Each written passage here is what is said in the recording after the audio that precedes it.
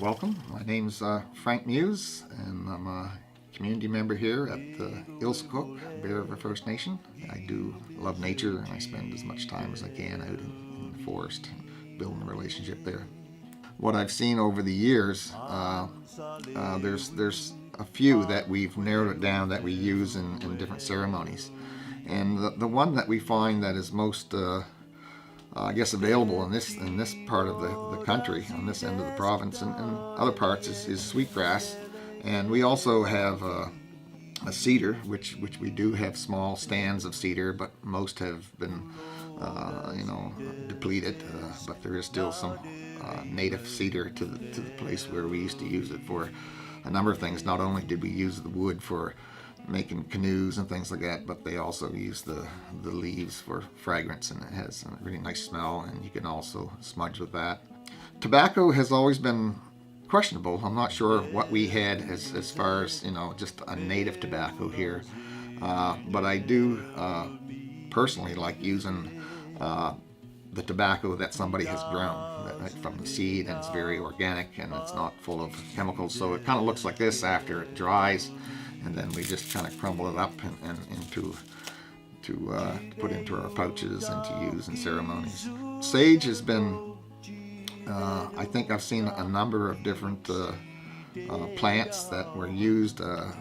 I was told by one elder that we used to use that Everlast with the little white flower on it. There's several ways you can use the medicines. You can actually grind it up and make powder out of it. You can just break it up and put it into your smudge bowls. You can put it in containers to make sacred offerings for somebody that wants to go to like a sacred fire and to make an offering to the fire. And sometimes that'll be a combination of several, not just the four, but maybe other medicines in it too. Sometimes people bring medicines from other parts of the country, and they add their medicines to the sacred offerings. I've even heard that they will make an oil out of the sweetgrass, and they'll take it into hospitals where they're not allowed to have smoke, and they'll rub the oil on the individual to let them be part of that ceremony. So there's that also. So that's the ones that I use most. But now I've heard that some people use different types of fungus and other plants as in ceremony also. So I think it depends on where you're at and with different individuals. I really like the idea. I've heard some elders talk about each one having like that push-pull. Some will push things away, some will protect you, some will draw in good energy. So it varies from one person to another. And at one time I used to think I needed a lot. Maybe I did, but now I just break off a little piece of the leaf and just mud and just light that and just let that aroma fill the room. And what it does, it just reminds me to be thankful.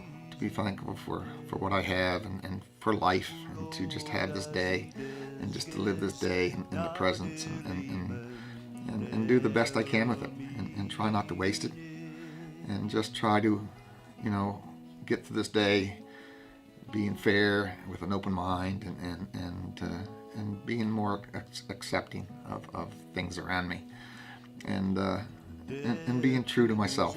And I think that's about all I can ask. And I think our ancestors had this relationship with the land, with the medicines, and I think they gave thanks, every day for everything they had, and before they would, take the life of something, they made sure that the spirit of that tree or animal was respected, and it was released in a good way. And lots of times they would take that spirit on themselves and take it somewhere to put it to rest. And I don't know if you can ask any more than that out of a human being.